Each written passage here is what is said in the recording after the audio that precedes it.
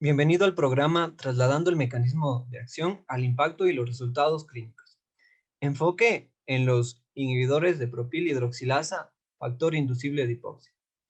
Esta es una traducción de los doctores. Dr. Jay Wish, director médico de diálisis ambulatoria en la Universidad de Salud de Indiana y profesor de medicina clínica en la Facultad de Medicina de la Universidad de Indiana en Indianápolis. El doctor Casaba Kovevsky, profesor de medicina de la Universidad de Fred Hutch y director del programa de ensayos y resultados clínicos en nefrología, así como director médico de la Oficina de Investigación Clínica del Centro de Ciencias de la Salud de la Universidad de Tennessee y jefe de sección de nefrología en Memphis Medical Center, Tennessee. Nupur Gupta, profesora adjunta de medicina clínica en nefrología en la Facultad de Medicina de la Universidad de Indiana en Indianápolis. Discutiremos los GIF-PHI o inhibidor de la propilhidroxilasa del factor inducible por hipoxia, el mecanismo de acción, el papel de la inflamación y la vía del hierro, ya que influyen en los efectos fisiológicos de los GIF-PHI en el tratamiento de la anemia. Hay aproximadamente 31 millones de pacientes en los Estados Unidos que tienen enfermedad renal crónica, en estadios de 1 a 5, de los cuales aproximadamente 5 millones tienen anemia. Por lo tanto, esto ocurre en aproximadamente el 15.4% de los pacientes con enfermedad renal crónica en general, pero su prevalencia aumenta con el avance del estadio de enfermedad renal crónica hasta aproximadamente el 50% en los estadios 4 y 5 y hasta un 90% entre los pacientes que están en diálisis. Las tasas de tratamiento entre los pacientes que no están en diálisis son muy bajas. Los datos del NHANES han demostrado que solo alrededor del 23% de los pacientes con anemia por enfermedad renal crónica habían recibido algún tratamiento para su anemia en los últimos 3 meses. Sabemos que la anemia es un factor de riesgo importante para una variedad de resultados adversos, incluida la mortalidad. La anemia grave, definida como una hemoglobina inferior a 10.5, aumenta el riesgo de mortalidad en más de 5 veces. El aumento de la hospitalización cardiovascular en más de 2 veces y el riesgo de enfermedad renal en etapa terminal en más de 5 veces, en comparación con los pacientes no anémicos. La causa de la anemia son multifactoriales. Puede ver el papel central de la inflamación y de la patogenia de la anemia en pacientes con enfermedad renal crónica. La inflamación aumenta los niveles de hepcidina circulante, que es una hormona producida por el hígado, que es el regulador principal de la absorción y distribución del hierro dentro del cuerpo. Los niveles altos de hepcidina conducen a una disminución de los niveles circulantes de hierro, lo que disminuye la entrega de hierro a la médula ósea y altera la eritropoyesis. También sabemos que los pacientes con enfermedad renal crónica, los glóbulos rojos tienen una menor vida media debido al entorno urémico, así como enfermedades microvasculares por diabetes de larga duración, hipertensión y otros problemas vasculares. Y sabemos tradicionalmente que los pacientes con enfermedad renal crónica tienen una disminución significativa en la producción de eritropoyetina, que ahora entendemos es el resultado de la detección de oxígeno alterada por el riñón. Todos estos factores conspiran para producir anemia, y esto también se ve agravado por la pérdida de sangre, especialmente entre los pacientes que están en diálisis, donde queda sangre en el circuito del dializador, goteando de los sitios de acceso vascular al final del tratamiento de diálisis, y con frecuencia muestra de sangre. Incluso, los pacientes con enfermedad renal crónica sin diálisis tienen pérdida de sangre que puede deberse a una disfunción plaquetaria, así como a una enfermedad gastrointestinal como úlceras pépticas y angiodisplasia. Sabemos que los agentes estimulantes de eritropoyetina y la terapia con hierro son actualmente los pilares de la terapia para los pacientes con anemia asociada a la enfermedad renal crónica. Los agentes estimulantes de eritropoyetina revolucionaron la atención de la anemia en pacientes con enfermedad renal crónica cuando se probaron por primera vez en 1989. Su mecanismo de acción es reproducir el efecto de la eritropoyetina endógena, cuya producción está disminuida en el contexto de enfermedades renales crónicas.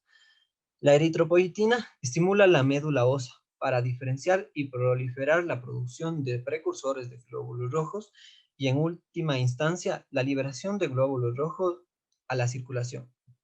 Sin embargo, los beneficios de la terapia con AEE no han cumplido su promesa. Solo se ha demostrado que los agentes estimulantes de eritropoyetina reducen la necesidad de transfusiones de sangre. No se ha demostrado que disminuya resultados como la mortalidad, la hospitalización o incluso que mejoren significativamente la calidad de vida en una variedad de ensayos clínicos que se han demostrado durante los últimos 20 a 30 años. Hay una serie de limitaciones de la terapia con agentes estimulantes de eritropoyetina. Deben administrarse por vía parenteral o vía subcutánea. Vía subcutánea típicamente en el paciente no dializado o por vía intravenosa típicamente en pacientes de hemodiálisis en el centro. Se requiere almacenamiento en frío porque se trata de fármacos biológicos. Existe el fenómeno de hiporrespuesta de los agentes estimulantes de eritropoyetina que se observa en aproximadamente el 15% de los pacientes en diálisis que no logran alcanzar los niveles de hemoglobina objetivo a pesar de las dosis crecientes de los agentes estimulantes de eritropoyetina. Por último, existen problemas de seguridad asociadas con las dosis altas de agentes estimulantes de eritropoyetina y los altos niveles de hemoglobina objetivo. Sabemos que este fenómeno de hiporrespuesta a los agentes estimulantes de eritropoyetina se asocia con mayores riesgos de resultados adversos, incluida la morbilidad y la mortalidad. La hiporrespuesta a los AEE puede ser crónica en términos de sus efectos a la larga duración en un paciente en particular, o puede ser aguda o intermitente, ya que los pacientes pueden entrar y salir de un estado de hiporrespuesta a la eritropoyetina basado en enfermedades intercurrentes.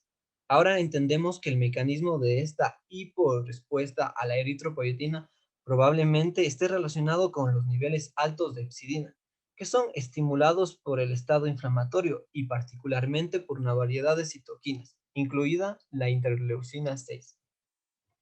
La deficiencia funcional de hierro es el resultado de este estado inflamatorio y niveles altos de hepcidina. Y lo que entendemos por deficiencia funcional de hierro es que hay reservas adecuadas de hierro en el cuerpo, particularmente en el sistema retículo endotelial y en el hígado. Pero estas reservas están atrapadas, están bloqueadas por la hepcidina porque cierra los canales por los que el hierro sale de estas células, de modo que no se libera hierro a la proteína transportadora, transferina, y no se envía a la médula ósea. Entonces, a pesar de las dosis adecuadas de los agentes estimulantes de la eritropoyetina, sin el componente de hierro para la síntesis de hemoglobina, vemos una discordancia en términos de dosis escalonadas de los agentes estimulantes de eritropoyetina y una respuesta inadecuada en términos del nivel de hemoglobina. Estos pacientes se caracterizan típicamente por niveles altos de ferritina sérica, que representan altos niveles de almacenamiento de hierro, y niveles bajos de saturación de transferina, que representan la baja cantidad de hierro circulante que se administra a la médula ósea. No obstante, estamos muy tentados a tratar a estos pacientes con hierro intravenoso en el contexto de la hemodiálisis, o con hierro intravenoso u oral en el contexto de los pacientes sin diálisis o incluso con diálisis domiciliar. Esto a veces corrige la deficiencia de hierro, pero en muchos casos no lo hace. Las desventajas del hierro incluyen que la administración oral de hierro se asocia con mala tolerancia, especialmente los efectos secundarios gastrointestinales. El hierro intravenoso a menudo no es eficaz o es inconveniente y engorroso en pacientes en hemodiálisis que no se encuentran en el centro. Puede haber reacciones agudas al hierro intravenoso que incluyen hipotensión, náuseas, vómitos y reacciones alérgicas que conducen a la anafilaxia. Y existen preocupaciones de seguridad a largo plazo con respecto al uso repetido de hierro intravenoso que incluyen toxicidad cardiovascular, infección y posiblemente sobrecarga de hierro.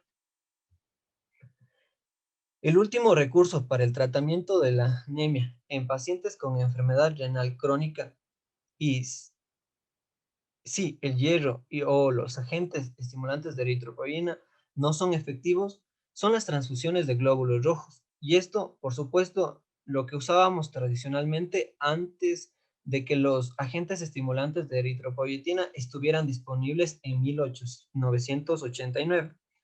Las transfusiones están asociadas con una variedad de consecuencias adversas, y en particular a la sensibilización del receptor a los antígenos del donante, lo que puede disminuir el grupo disponible de donantes de trasplante de riñón si el paciente es, de hecho, un futuro candidato para el trasplante de riñón.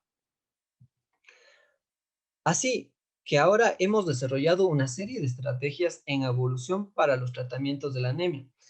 Dado nuestro conocimiento sobre la limitación y quizá los problemas de seguridad asociados con el tratamiento actual, sabemos que las dosis altas de los agentes estimulantes de eritropoyetina y hierro pueden estar asociados con consecuencias adversas a largo plazo.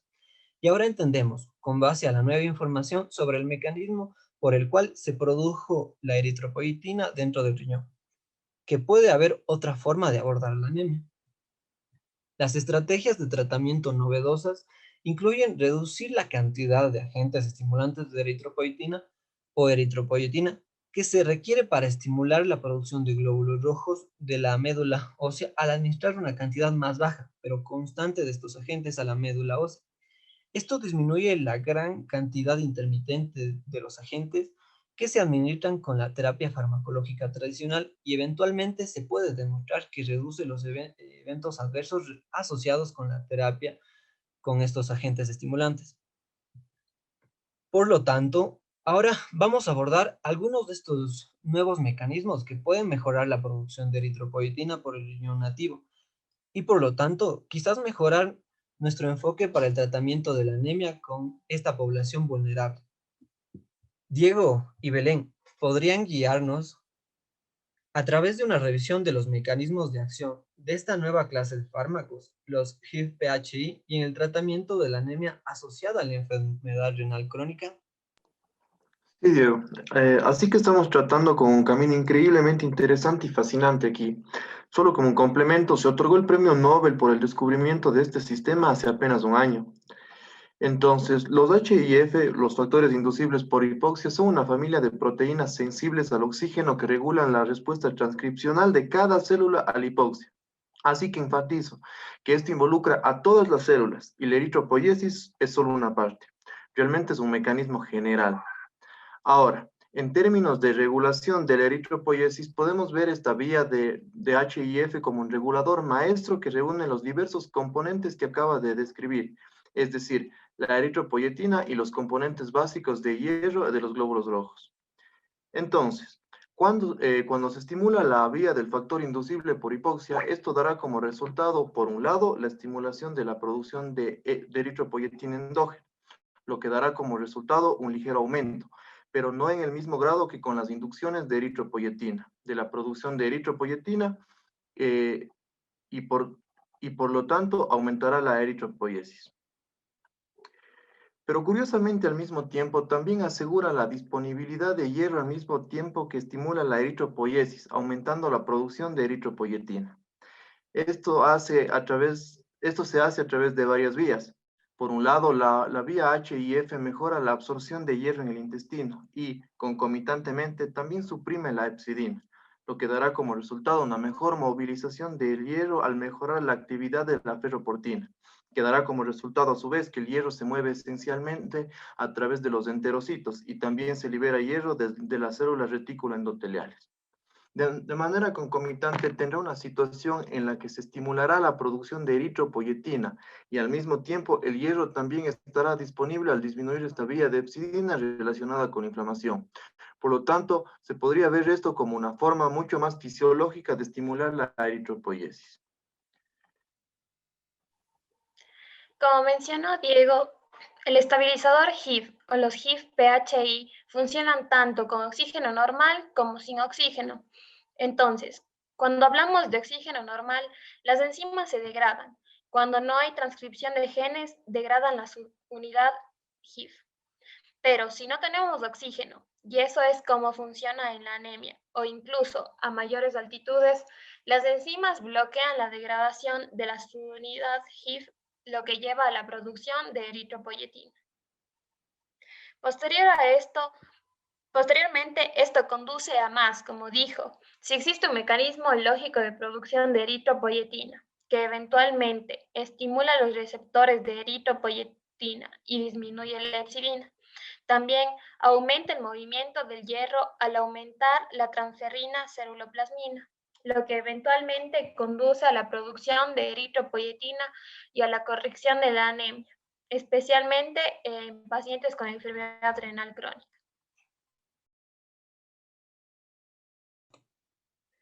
Entonces, ¿qué pasa con los ensayos clínicos que utilizan estos mecanismos? En los Estados Unidos, al menos 3 inhibidores diferentes de HIF-PHI se están sometiendo a ensayos de aprobación actualmente y algunos de ellos ya han pasado por ensayos de fase 3. En general, podemos dividir estos ensayos realizados en pacientes no dependientes de diálisis y en pacientes dependientes de diálisis, así como ensayos en donde utilizaron como prueba un agente estimulante de eritropoyetina o uno de los análogos que pueden usarse en el esquema tradicional o contra placebo. Sin embargo, es importante señalar que estos ensayos clínicos utilizaron protocolos muy estrictos que se diseñaron en base a los paradigmas que usamos actualmente cuando tratamos a pacientes con eritropoyetina y hierro. Por tanto, estos ensayos han demostrado que frente a un agente estimulante de eritropoyetina, por ejemplo, en pacientes en diálisis, uno de los fármacos llamado roxadustat ha mostrado un aumento equivalente de hemoglobina en comparación con la epoetina alfa. En comparación con el placebo en pacientes no dependientes de diálisis, el roxadustat fue superior en la corrección de los niveles de hemoglobina. Pero volviendo al tema de esta presentación en particular y la hiporrespuesta a la eritropoyetina, tenemos una mejor trampa para ratones con la clase de fármacos estabilizadores del factor inducible de hipoxia para tratar este subconjunto de pacientes con hiporrespuesta a los agentes estimuladores de eritropoyetina, cuya respuesta está casi paralizada por su estado inflamatorio, esos niveles altos de epsidina y la incapacidad para movilizar el hierro para apoyar la producción de glóbulos rojos. Diego, ¿quieres comentar sobre eso? Sí, así que este es uno de los aspectos más intrigantes de esta clase. Como mencionamos cuando discutimos el mecanismo, es que la supresión de epsidina es parte de este mecanismo y, por lo tanto, se podría suponer que a través de su mecanismo de acción, los HIF-PHI pueden ser más adecuados en pacientes que tienen un sistema inflamatorio acelerado, en quienes la deficiencia funcional de hierro y la hiporreactividad de los agentes estimulantes de eritropoyetina contribuyen a la anemia, además de la baja producción de eritropoyetina. De hecho, en algunos de los ensayos clínicos, al menos hay evidencia directa o indirecta. ¿Qué quiero decir? Estos provienen de un análisis secundario, pero al comparar el impacto de la terapia en pacientes, por ejemplo, con niveles normales o con niveles elevados de proteína C reactiva, el efecto de roxadustat fue aproximadamente el mismo. Por lo tanto, fue igualmente eficaz en pacientes inflamados y no inflamados, en comparación con la eritropoyetina, que fue menos eficaz en pacientes con niveles elevados de PCR. Por lo tanto, esto sugiere que existe la posibilidad de que los pacientes resistentes a eritropoyetina o agentes estimulantes de eritropoyetina respondan mejor a estos medicamentos, aunque debo enfatizar que para hacer la afirmación se necesitarían estudios más dedicados para estudiar este problema. ¿Qué pasa con la cuestión de la absorción del hierro por la vía oral que abordamos cuando hablábamos del mecanismo de acción de estos fármacos? Estos fármacos no solo aumentan la producción de eritropoyetina endógena y regulan a la baja la epsidina, sino que también aceleran una serie de proteínas que facilitan la absorción de hierro en el tracto gastrointestinal, transportador de metales divalentes duodenales, citocromo B duodenal, ceruloplasmina y etcétera. ¿Cómo se desarrolla ese mecanismo de acción en términos de, por ejemplo, la capacidad de responder al roxadustat, ya sea que el paciente tenga deficiencia de hierro o esté repleto? Belén. Cuando hablamos sobre el papel de la hepsidina es una proteína que se produce en el hígado y existen muchos mecanismos por los cuales aumentan los niveles en la enfermedad renal crónica, que incluyen la reducción de la inflamación del aclaramiento renal por la interleucina 6. Entonces, esto conduce a un aumento de hepsidina, que a su vez conduce a una disminución de la liberación de hierro de los macrófagos, la liberación de hierro del hígado y también una disminución de la absorción de hierro en el duodeno. Entonces, una vez que los niveles de hepsidina disminuyen, esto puede conducir a una mayor liberación de hierro de los macrófagos y también del hígado, lo que llamamos deficiencia funcional de hierro. Puede tratarse con estas cosas mediante los HIF-PHI. Eventualmente hace que el hierro esté más disponible tanto por vía oral como intravenosa en estas formas y ayuda a la vía del hierro.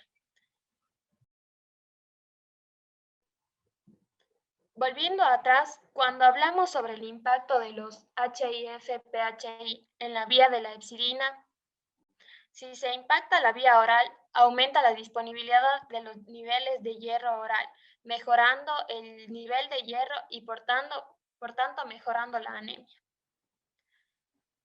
Mejorando el hierro intravenoso, si tenemos más hierro disponible en las tiendas de hierro, estaremos usando menos hierro y potencialmente reduciendo el efecto. Bueno, todos estos definitivamente necesitan ser más estudiados a fondo y todos los estudios necesitan mayor análisis y pensamiento.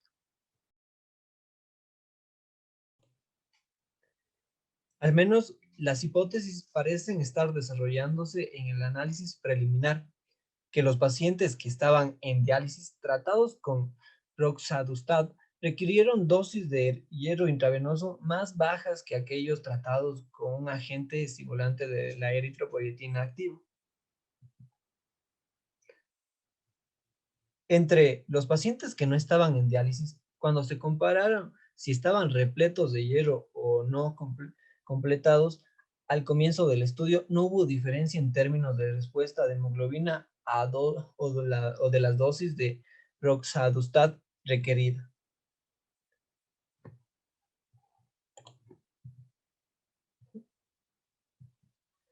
De nuevo, esto respalda la idea de que quizás una mejor absorción oral de hierro puede ser un beneficio de esta clase de medicamentos, porque puede disminuir la necesidad de hierro intravenoso en el paciente en diálisis, pero quizás aún más importante, puede disminuir la necesidad de hierro intravenoso en los pacientes que no están en diálisis, en los que tener que acudir a una clínica o un centro de infusión para obtener las infusiones de hierro puede ser engorroso o inconveniente. En realidad pueden estar asociados con reacciones adversas. ¿Qué pasa con los otros estabilizadores del factor inducible de hipoxia que se encuentran actualmente en desarrollo en los Estados Unidos? Tenemos datos bastante buenos hasta ahora sobre roxadustat en términos de sus ensayos de fase 3. Tenemos todavía datos de ensayos de fase 3 sobre los otros dos agentes, vadadustat, daprodustat. Diego. Sí, por supuesto. Algunos de estos ensayos clínicos con otros agentes están ya completos y otros están por completarse. Estos están aún en proceso, pero en general la mayoría de estos ya han sido publicados y lo que podemos decir sobre ellos es que están estructurados de forma similar a los ensayos realizados con roxadustat, estudiando de forma separada a pacientes con insuficiencia renal crónica, dependientes y no dependientes de diálisis. Y dentro de los mismos modelos, los niveles de hemoglobina y todos los enfoques terapéuticos utilizan los existentes modelos de agentes estimulantes de eritropoyetina que son lo suficientemente largos y estudiados sobre los efectos adversos como los cardiovasculares junto con los criterios de eficacia. Ahora, obviamente una vez que todos estos estudios estén completos, van a tener que someterse a análisis sobre regulación y finalmente veremos la aprobación de estos agentes para uso clínico, dependiente de los detalles que contengan esos estudios sobre si tendrán o no ciertas restricciones o limitaciones. Entonces, una de las ventajas que nosotros hemos enfatizado con respecto a esta nueva clase de los factores inducibles por hipoxia es que en estas son pequeñas moléculas administradas por vía oral. Así que esto puede ser una ventaja logística significativa entre pacientes que no tienen hemodiálisis, quienes tendrían que acudir a una clínica para la inyección de agentes estimulantes de eritropoyetina, o en pacientes que tienen hemodiálisis en casa, que tendrían que acercarse a un lugar para recibir el tratamiento. Así que la disponibilidad de un componente eritropoyético por vía oral comprende ciertamente una ventaja logística. Sin embargo, hay varias desventajas teóricas de los estabilizadores del factor inducible por hipoxia. A diferencia de los agentes estimulantes de eritropoyetina, la cual básicamente es una acción de mecanismo transcripcional con una hormona y un receptor, estamos induciendo la transcripción de eritropoyetina, una variedad de genes transportadores de hierro que están relacionadas con la respuesta a hipoxia, porque básicamente lo que se está haciendo con estos agentes es estimular el estado de hipoxia celular para regular a la baja la actividad de propilhidroxilasa. Pero esto puede llevar a la transcripción de genes que quizás no estemos deseando, que estén relacionados a la respuesta a hipoxia, pero que no estén relatados en la respuesta de eritropoyesis. Belén, ¿puedes decirnos cuáles serían esas desventajas teóricas? Sí, como trabaja en los factores de transcripción, podría tener un efecto potencial en los genes reguladores del cáncer. Algunos de ellos podrían afectar en los tumores neuroendocrinos y con el efecto proangiogénico podría darse aumento de la presión arterial, lo que ya se ha visto antes con los agentes estimuladores de eritropoyetina también. Otras alteraciones determinadas en estudios clínicos de fase 2 y 3 han arrojado que hay un aumento en la progresión de casos con tromboembolia en pacientes con insuficiencia renal crónica, lo que sigue siendo algo controversial. Otras alteraciones que se han visto también es que hay efectos en pacientes con hepatitis crónica porque hay disminución de la hepcidina que es producida en el hígado. Se cree que puede tener efectos negativos también en pacientes con cáncer o con patologías de retina. Algunas cosas que siguen siendo muy poco claras son los efectos en patologías autoinmunes y en procesos infecciosos. Todas estas son desventajas potenciales y preocupaciones de seguridad que no han sido suficientemente estudiadas hasta el momento. Además, creo que se puede agregar que este mecanismo es global y no solo la eritropoyesis, pensando en todas las diferentes cosas que se van a necesitar, que el cuerpo podría necesitar al permanecer en hipoxia. Esto debería ser estudiado con mucho cuidado. Esta podría ser una de las razones por las cuales los ensayos clínicos en fase 3 están cuidadosamente calibrados para identificar los niveles de hemoglobina y tal vez imiten lo que harían los agentes estimulantes de eritropoyetina, siendo posible la necesidad de estimulación menor y a corto plazo del sistema. Además, hay que ser cuidadosos en no exagerar demasiado y decir que es posible aumentar los niveles de hemoglobina por mecanismos diferentes a los agentes estimulantes de eritropoyetina, lo cual es incierto. Pero si vamos en esa dirección, tenemos que ser conscientes de que una estimulación muy amplia del sistema podría iniciar algunos de estos caminos como la oncogénesis, efectos metabólicos, hipertensión pulmonar y fibrosis. Por lo que antes de expandir nuestro horizonte con el uso de estas nuevas drogas, debemos tener los ensayos clínicos claros para poder evaluar todos los escenarios posibles. Estoy de acuerdo al 100%.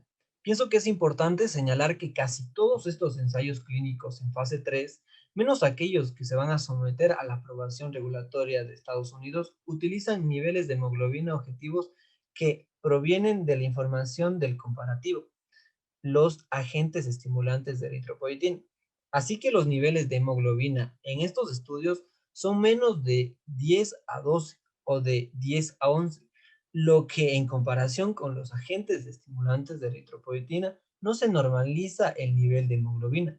Además, sobre los puntos expuestos por el doctor Diego, yo pienso que cualquier idea sobre el uso de estos agentes para alcanzar niveles más altos de hemoglobina requerirá sus propios ensayos clínicos para evaluar si el beneficio supera el riesgo.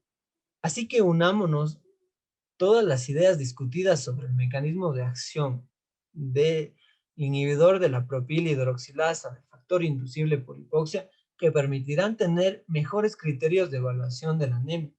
Yo creo que el primer punto está basado en la conveniencia del paciente. De hecho, la administración por vía oral es una ventaja gigante en pacientes que no reciben diálisis o realizan diálisis en casa.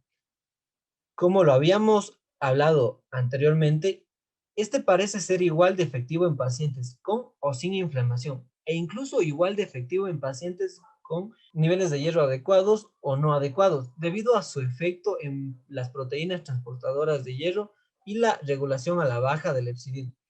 Entonces, esto ofrece una ventaja significativa. De nuevo, particularmente en pacientes que no reciben diálisis, en quienes ahora la terapia vía oral del hierro puede ser suficiente cuando previamente se requería la terapia con hierro intravenoso. En este momento tenemos datos en pacientes con diálisis de que el requerimiento con hierro entre los pacientes tratados con roxadustat particularmente parece ser significativamente menor a los pacientes tratados con el comparativo, que es los agentes estimulantes de eritropoyetina. Entonces, las declaraciones finales son que es una nueva clase de medicamentos de la que se espera ver los hallazgos y efectos en los grandes ensayos clínicos. Existen diferencias entre roxadustat, vadadustat, daprodustat en la duración de la acción, intervalo de dosis y en la especificidad de cada una de las tres en los dominios de la propilhidroxilasa, lo que puede inhibir y las consecuencias clínicas que pueden tener. Además, yo pienso que muchos de los eventos adversos que podrían presentarse pueden no estar suficientemente documentados o suficientemente demostrados al terminar los ensayos clínicos que se encuentran en fase 2 y 3. Es probable que se necesiten reportes adicionales para saber sobre estos efectos de esta nueva clase de fármacos. Belén, ¿quisieras comentar algo más sobre esto? Yo pienso que eso es algo que se verá en el futuro. Es importante ver lo que el futuro trae para estos nuevos fármacos. Y como lo dijiste, son muy prometedores. Y dado el efecto sistémico que tienen, sería interesante ver el impacto que tienen en el registro de otros biomarcadores o bancos de células y ver lo que pasa. Y yo solo podría agregar que mientras nosotros enfatizamos en los potenciales efectos adversos, muchos de estos efectos sistémicos podrían incluso ser realmente beneficiosos. Por lo tanto, es realmente intrigante lo que pasará en el futuro con estos nuevos fármacos. Absolutamente estoy de acuerdo. Quiero cerrar agradecimiento al doctor Diego y a la doctora Belén por sus contribuciones en esta discusión esclarecedora. Espero que nuestra audiencia encuentre esta contribución importante y en el futuro haya lugar para los inhibidores de la propilhidroxilasa por el factor inducible de hipoxia, al menos para explorar su papel en su práctica clínica. Muchas gracias por su atención.